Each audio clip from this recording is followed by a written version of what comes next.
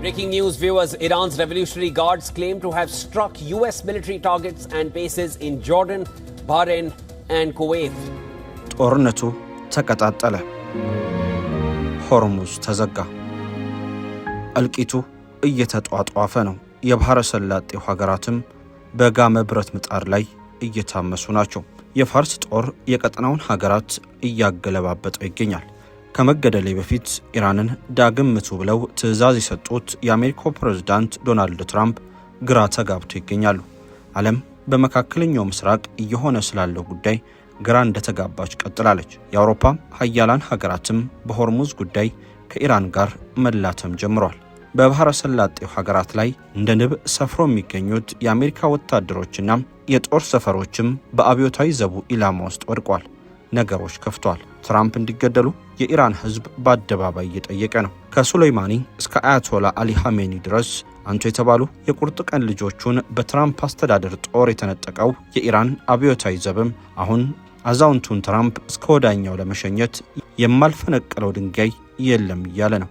ይህ ሌላ መዘዝ እንዳያስከትል ተሰግቷል። ሆርሙዝ ዛሬም በኢራኖች ስለመቆለፉ እየተነገረ ነው። ፋርሶቹ እንደለመዱት የሆርሙዝ ወሽመጥን መደራደሪያ አድርገውታል። ሰላም ጤና ይስጥልን የተከበራችሁ ውድ ቤተሰቦቻችን፣ እየተቀጣጠለ የመጣውን የመካከለኛው ምስራቅ ጦርነትና የባህረ ሰላጤው ሀገራት እጣ ፋንታን የሆርሙዝን ቁማር በስፋት እንፈትሻለን። አብራችሁን እንድትቆዩ በአክብሮት እንጋብዛለን።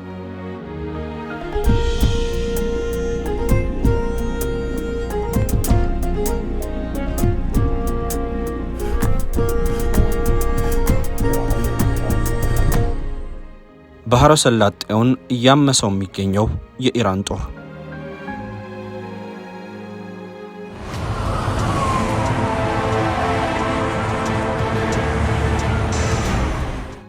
የኢራን አብዮታዊ ጦር አሜሪካን ብቻም ሳይሆን የአሜሪካ ተላላኪ ናቸው ያላቸውን የባህረ ሰላጤውን ሀገራት በዘመናዊ ጦር መሳሪያ መለብለቡን እንደቀጠለ ነው።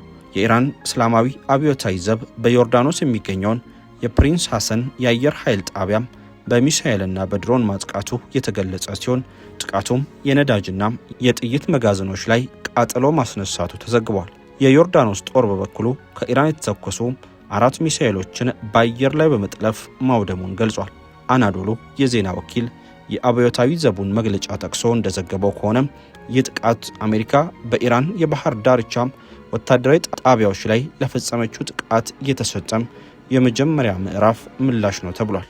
የአሜሪካ ጥቃት የተሰነዘረው የኢራን ባህር ኃይል በሆርሙዝ ወሽመጥ ላይ የመከታተያ ስርዓታቸውን አጥፍተው በህገወጥ መንገድ ሲጓዙና የባህር ላይ ደህንነትን ስጋት ላይ ጥለው ነበር ያላቸውን 2 መርከቦች በቁጥጥር ስር መዋሉን ተከትሎ መሆኑ ተገልጿል። የኢራን አብዮታዊ ዘብ የበቀል ዘመቻው ይቀጥላል ያለ ሲሆን በቀጣይ የሚወሰዱ እርምጃዎችን ወደፊት እንደሚያሳውቅ ገልጿል።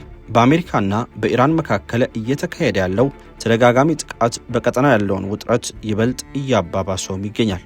ኢራን ባወጣችው መግለጫም አሜሪካ በሰነዘረችባት ጥቃት ሳቢያም በኩዌት፣ ባህሬን፣ ኳታር፣ ዮርዳኖስና አማን የሚገኙ የአሜሪካ ወታደራዊ ጣቢያዎችን ኢላማ ማድረጓን ጠቅሳ አስታውቃለች። በአንጻሩ የአሜሪካ ማዕከላዊ እዝ ኢራን ላይ እየወሰደ ያለው ጥቃት ኢራን በሆርሙዝ ባህረ ሰላጤ በሚያልፉ የንግድ መርከቦችና የሲቪል መርከበኞች ላይ ስጋት የምትፈጥርበትን አቅም ለማዳከም ያለመ መሆኑን አሳውቋል። አሜሪካ አዲስ ዙር የጥቃት ዘመቻ ማጠናቀቋን ገልጻም በቴክኖሎጂ የተደገፉና በትክክል ኢላማቸውን የሚመቱ ጥይቶች በርካታ ስፍራዎችን መጥተዋል ብሏል። ኢራን በዚህ ወሳኝ የባህር መተላለፊያ ላይ የምትፈጥረውን ስጋት ለመቀነስ የተደረገ መሆኑን አሜሪካ አሳውቃለች። አሜሪካ ኢራን ውስጥ በፈጸመችው ድብደባም በሆርሙዝ ወሽመጥ የሚያልፉ መርከቦችን ለማጥቃት ጥቅም ላይ ይውላሉ ያለቻቸውን የሚሳኤል ክምችቶች መምታቷን አሳውቃለች።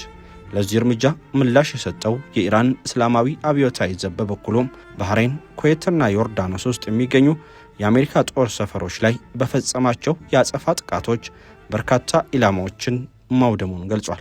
ካለፈው ሳምንት ወዲህ በድጋሚ ያገረሸው የአሜሪካና ኢራን ግጭት ወደ ሌላ ሳምንት ተሸጋግሯል። ቅዳሜ ዕለት አሜሪካ በመላው ኢራን የሚገኙ ከ140 በላይ ኢላማዎችን መምታቷን አስታውቃ ነበር። እንደ አሜሪካ ገለጻ ይህ ጥቃት የተፈጸመው የኢራን ኃይሎች በሆርሙዝ ወሽመጥ ይጓዙ የነበሩ መርከቦችን በማጥቃታቸው ነው። መርከቦቹ በትክክለኛው የጉዞ መስመር ላይ እንዳልነበሩ የገለጸችው ኢራን በአንጻሩ በድጋሚ እስኪገለጽ ድረስ የሆርሙዝ ወሽመጥ መዘጋቱን አስታውቃለች። እነዚህ ጥቃቶች የተፈጸሙት ለአሜሪካ ድብደባዎች ምላሽ ለመስጠት መሆኑን የገለጸው አብዮታዊ ዘቡ ባህሬን ውስጥ ደግሞ ወሳኝ የአሜሪካ ጦር ሄሊኮፕተር ጥገና ማዕከላትን፣ የፒ8 የኤሌክትሮኒክስ ጦር አውሮፕላን ማቆሚያዎችን እንዲሁም የድሮን እዝናም ቁጥጥር ማዕከልን መምታቱን ገልጿል። ለአብዮታዊ ዘቡ ቅርበት ያላቸው የዜና ወኪሎች ኩዌት ውስጥ ፍንዳታ መሰማቱን የዘገቡ ሲሆን አብዮታዊ ዘቡ ባወጣው መግለጫም ፍንዳታው የአሜሪካ ጦር ሰፈር ላይ ከተፈጸመ ጥቃት የተያያዘ መሆኑን ሲናገርም ተሰምቷል።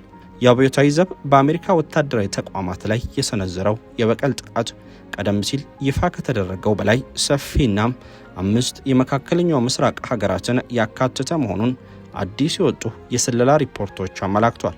እንደ ዘገባዎቹ ገለጻም ጥቃቱ ከኳታር ባሻገር በኦማን የሚገኙ የአሜሪካ የሎጂስቲክስ እና የባህር ኃይል ነዳጅ ማደያ ተቋማትን እንዲሁም በዮርዳኖስ የሚገኘውን የፕሪንስ ሐሰን የአየር ኃይል ሰፈርን ያካተተ ነው። ቴህራን በዮርዳኖሱ የጦር ሰፈር የሚገኙ የላቁ ድሮን መጠለያዎችን በተሳካ ሁኔታ ማውደሟን ብትገልጽም የአሜሪካ ባለስልጣናት ግን እስካሁን ጉዳዩን አላረጋገጡም። ገለልተኛ ወገንም ያረጋገጠው ነገር የለም። የዚህ የኢራን ወታደራዊ እርምጃ በይፋ ከተረጋገጠ በይዞታ ስፋቱ በክልሉ በሚገኙ የአሜሪካ ወታደራዊ ንብረቶች ላይ የተሰነዘረ ትልቁ ጥቃት የሚሆን ሲሆን በዋሽንግተንና በቴህራን መካከል ያለውን ፍጥጫ ወደ ከፋ ምዕራፍ ሊያሸጋግረው እንደሚችል ተገምቷል። በኢራን ምክንያት እንቅልፍ የራቃቸው የባህረ ሰላጤው ቱጃሮች ፋርሶቹ የአሜሪካ ተባባሪ ናቸው የሚሉትን የባህረ ሰላጤ ሀገራት ከማጋየት ወደ ኋላ እንደማይሉ አሁንም በመናገር ላይ ናቸው። በተለይም ከሰሞኑ ጥቃት ጋር ተያይዞም ኢራን የተባበሩት አረብ ኤሚሬቶችን ዋጋዋን እሰጣታለሁ ማለቷን ተከትሎ የመሐመድ ቢን ዛይድ መንግስት ከፍተኛ ችግር ውስጥ እንደተዘፈቀ ተሰምቷል። ዩናይትድ አረብ ኤሚሬትስ የሚሳኤል ስጋትን ቀንና ሌሊት እየተከታተለች መሆኑን አሳውቃለች። የሀገሪቱ ብሔራዊ የአደጋና ቀውስ አስተዳደር ባለስልጣን በመግለጫው እስካሁን ያለው ሁኔታ የተረጋጋ ቢሆንም በከፍተኛ ሁኔታ ንቁ ሆኖ ጥበቃ በማከናወን ላይ እንደሚገኝ አስረድቷል። በድንበር አቅራቢያ የሚሳኤል ስጋቶች መታየታቸውን ከስትራቴጂካዊ አጋሮቹ ጋር በመሆን ለማረጋገጥ መቻሉን የጠቀሰው መግለጫው፣ ይሁንና ይህ የተከሰተው ከኤሚሬትስ ድንበር ውጭ መሆኑን ጠቅሷል። ባለስልጣኑ ይህንን መግለጫ ከማውጣቱ ከጥቂት ሰዓታት በፊት የሀገሪቱ መከላከያ ሚኒስቴር የአየር መቃወሚያ ስርዓቶች የሚሳኤል ስጋት አሳይተዋል በሚል በመላ ሀገሪቱ የጥንቃቄ ማስጠንቀቂያን አስተላልፎ ነበር። የሚሳኤል መከላከያ ስርዓቶች በተጠንቀቅ ቆመው ቀንና ሌሊት ክትትል ማድረጋቸውን እንደቀጠሉ ያስታወቀው መግለጫው መለስተኛ የአደጋ ስጋት በሚኖር ጊዜ በተለመዱ ይፋዊ ቻናሎች የቅድመ ማስጠንቀቂያ መልእክት እንደሚሰጥም ገልጿል። ይህ በእንዲህ እንዳለ የኩዌት ጦር ጠቅላይ መሪ ባወጣው መግለጫም የሀገሪቱ የአየር መከላከያ ስርዓቶች በኩዌት የአየር ክልል ውስጥ የገቡ ጥቃቶችን እየመከቱና እያራገፉ መሆኑን አሳውቋል። በሀገሪቱ ውስጥ የተሰሙት የመፈንዳት ድምጾች በሙሉ የአየር መከላከያ ስርዓቶቹ የተሰነዘሩትን ጥቃቶች በአየር ላይ ጠልፈው በሚያከሽፉበት ወቅት የተፈጠሩ መሆናቸውን የገለጸው መግለጫው ህዝቡ ግራ ሳይጋባ የጸጥታና የደህንነት መመሪያዎችን በጥብቅ እንዲከተል አሳስቧል። የኢራን አብዮታዊ ዘብ በኩዌት በሚገኙ ኤልሰላምና አህመድ አልጀባር በተሰኙት የአሜሪካ ጦር ሰፈሮች ላይ ጥቃት ማድረሱን ማስታወቁ የሚታወስ ነው። አደገኛው የኢራን ጦር ጥበብ። የኢራን ጦር እያብረከረከ ከሚገኝበት ጥበቡ መካከል የፈንጂ ወጥመድ አንዱ መሆኑ ይነገርለታል። በተለይም ደግሞ በሆርሙዝ ወሽመጥ ቀጠናም የአሜሪካ ጦር በፈለገው መንገድ እንዳይንቀሳቀስ አድርጎ ይዞታል። ኢራን ስትራቴጂካዊ በሆነው የሆርሙዝ ባህር መተላለፊያ ላይ የኦማን መተላለፊያን ጨምሮ በድጋሚ የባህር ላይ ፈንጂዎችን እያጠመደች መሆኑ እየተነገረ ነው። ድርጊቱ በቀጠናው አሁን ያለውን የጂኦፖለቲካ ውጥረት ወደ ከፋ ደረጃም የሚያሸጋግር ትልቅ መባባስ እንደሚያስከትል ተነግሯል። የሆርሙዝ ባህር መተላለፊያም በየቀኑ በቢሊዮን የሚቆጠር የዓለም ነዳጅን የሚያስተናግድ በመሆኑም በዓለም አቀፍ ደረጃ እጅግ ወሳኝ ከሆኑ የኃይል አቅርቦት መተላለፊያ መስመሮች ቅድሚያውን ስፍራ ይይዛል። ኢራንና ኦማን በሆርሙዝ ወሽመጥ የሚደረግ የመርከቦች ጉዞን በተመለከተም ያደረጉት ንግግር በአሜሪካ ጫና ምክንያት ስምምነት ላይ መድረስ እንዳልቻሉ ቴህራን አስታውቃለች። በኢራንና አሜሪካ ጦርነት እንዲሁም ድርድር የክርክር ማዕከል የሆነው የሆርሙዝ ወሽመጥ ከዓለም ነዳጅና ጋዝ ምርት ውስጥ 20 በመቶ ገደማው ይተላለፍበት የነበረ ወሳኝ የባህር መስመር ነው። ከጦርነቱ ወዲህ በወሽመጡ ላይ ያላትን ቁጥጥር ያጠናከረችው ኢራን በሆርሙዝ ሌላኛው ጫፍ ካሁን በኋላ ከምትገኘው ኦማን ጋር በመነጋገር እንደምታስተዳድረው ስትናገር ቆይታለች። የኢራንና ኦማን ባለስልጣናት ቅዳሜ ዕለት የባህር መስመሩን ትራፊክ አስተዳደር በተመለከተ መወያየታቸው ተገልጾ ነበር። የኢራን ውጭ ጉዳይ ሚኒስትር ቃል አቀባይ እስማኤል ውይይቱን አስመልክቶ በሰጡት መግለጫም በኦማን ዋና ከተማ በተካሄደው ውይይት ስምምነት ላይ አለመደረሱን አስታውቋል።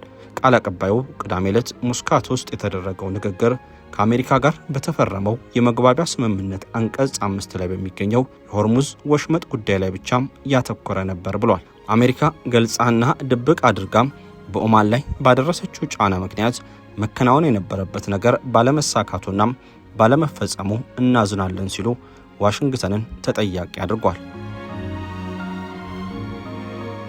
ይህ በእንዲህ እንዳለ ኢራን ሆርሙዝ በድጋሚ መዘጋቱን ካስታወቀች በኋላም ከትናንት ምሽት አንስቶ እስካሁን ምንም መርከብ በወሽመጡ እንዳላለፈ ማሪን ትራፊክ ከተሰኘው የመርከቦች ጉዞ መከታተያ ድረገጽ የተገኘው መረጃ አሳይቷል።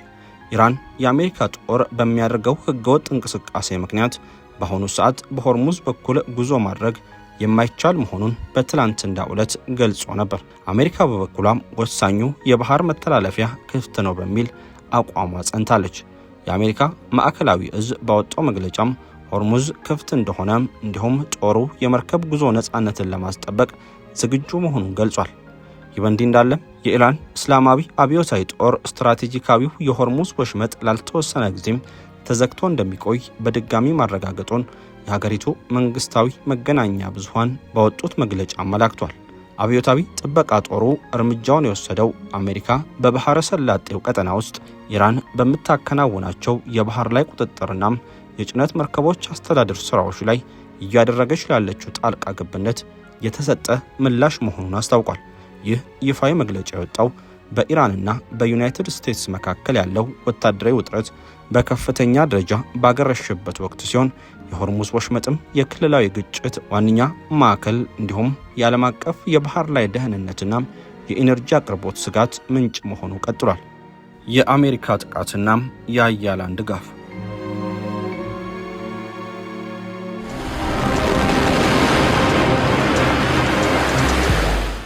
የአሜሪካ ጦር ማዕከላዊ እዝ ሴንትኮም ኢራን ላይ በከፈተው አዲስ ዙር ጥቃት የቴህራንን በሆርሙዝ ወሽመጥ ጥቃት የማድረስ አቅም ይቀንሳል ያለውን ድብደባ መፈጸሙን አስታውቋል። የአሜሪካ ኃይሎች ኢራንን አየር መከላከያ ስርዓቶችን፣ የባህር ዳርቻ የራዳር ማዕከላትን፣ የሚሳኤልና የድሮን አቅሞችን እንዲሁም አነስተኛ የጦር መርከቦችን ኢላማ ማድረጋቸውን ገልጿል። በዚህ ወታደራዊ ዘመቻ ላይ የአሜሪካ ተዋጊ ጄቶች፣ የባህር ኃይል መርከቦች እንዲሁም ለዚህ ዘመቻ ለመጀመሪያ ጊዜ የባህር አጥፍቶ ጠፊ ድሮኖች ጥቅም ላይ መዋላቸውን ዘርዝሯል። ማዕከላዊ እዙ ባወጣው መግለጫም ሆርሙዝ ወሽመጥ ለዓለም አቀፍ የንግድ ወሳኝ የባህር መተላለፊያ ነው፣ ኢራን አትቆጣጠረውም ብሏል። የአሜሪካ ኃይሎች የንግድ መርከቦችን የጉዞ ነፃነት ለማረጋገጥ ዝግጁ መሆናቸውንም አክለዋል። የተጀመረው ጥቃት አሜሪካና ኢራን ተፈራርመውበት የነበረውን የጊዜያዊ ተኩስ አቁም ስምምነት አደጋ ውስጥ ጥሎታል። ይህ ስምምነት ሆርሙዝ ወሽመጥ እንዲከፈት እንዲሁም ግጭቱ በቋሚነት እንዲቆም የማድረግ ዓላማ ነበረው። ጦርነቱን ተከትሎ የአውሮፓ ህብረትና ፈረንሳይን የመሳሰሉ ሀገራት ኢራንን እያስጠነቀቁ ይገኛሉ። የፈረንሳይ ውጭ ጉዳይ ሚኒስትር ዣን ኖኤል ባሮት ለፈረንሳይ መገናኛ ብዙሃን እንደተናገሩት ኢራን የኒኩለር መርሃ ግብሯን እስካልተወች ድረስ ማዕቀብ ማንሳት አይቻልም ብሏል። ባለፈው ወር ባሮት ፓሪስ ከኢራን የኒኩለር ጥረት ጋር በሚደረገው ውይይት ውስጥ ሚና መጫወት እንደምትፈልግና የአሜሪካና እስራኤል በኢራን ላይ በተደረገው ጦርነት የመጨረሻ የሰላም ስምምነት እስካልረካ ድረስ የተባበሩት መንግስታት ማዕቀብ እንዲነሳም እንደማይፈቅድ ተናግሯል። ፈረንሳይ የተባበሩት መንግስታት ድርጅት የጸጥታው ምክር ቤት ድምፅን በድምፅ የመሻር አባል ነች። የአውሮፓ ኮሚሽን ምክትል ፕሬዝዳንት ካጃ ካላስ ባለስልጣናቱ ከባህረ ሰላጤው ሀገራት ጋር በመገናኘት በቀጠናው ጸጥታ ላይ እንደሚመክሩ ተናግሯል። ኢራን በባህረ ሰላጤው ሀገራት ላይ እያደረሰች ያለውን ጥቃት እንድታቆምም የአውሮፓ ህብረት ክፉኛ አስጠንቅቋል። በተለይም ደግሞ የአውሮፓ የአቪዬሽን ዘርፍ በነዳጅ ቀውስ ሊፈተን ይችላል ሲል ስጋት እየጨመረ በመምጣቱ ብራሰልስ እንድትቆጣ አድርጓል። አውሮፓ ለአውሮፕላን የምትጠቀምበትን ነዳጅ እያስገባች ያለችው ከአሜሪካና ኤዥያ ሲሆን ይህም ያላት ክምችት እንዲሳሳ ማድረጉን ዘገባው ጠቅሷል። በመካከለኛው ምስራቅ ዳግም ያገረሸው ግጭት አውሮፓ የአውሮፕላን ነዳጅ የአቅርቦት ሰንሰለት ላይ ዳግም ስጋት መፍጠሩ ተገልጿል። በተለይ ብሪታንያ፣ ፈረንሳይና ጀርመን የሆርሙዝ ወሽመጥ በመዘጋቱና የነዳጅ አቅርቦት ሰንሰለቱ በመስተጓጎሉ የበለጠ ተጎጂ የሆኑ ሀገራት ሆነዋል። የዓለም 1/5 ነዳጅ የሚተላለፍበት የሆርሙዝ ወሽመጥ በየካቲት ወር መጨረሻ ላይ በመካከለኛው ምስራቅ ጦርነት በመቀስቀሱ ተዘግቶም ቆይቷል። ወሽመጡ በሰኔ ወር በከፊል ተከፍቶ የነበረ ቢሆንም አሁን ዳግም ያገረሸው ግጭት የመርከቦች እንቅስቃሴን ገድቧል። በሐምሌ ወር ላይ የተደረሰው የተኩስ አቁም አሜሪካና ኢራን ዳግም መታኮስ በመጀመራቸው የመርከቦች እንቅስቃሴን ገድቧል።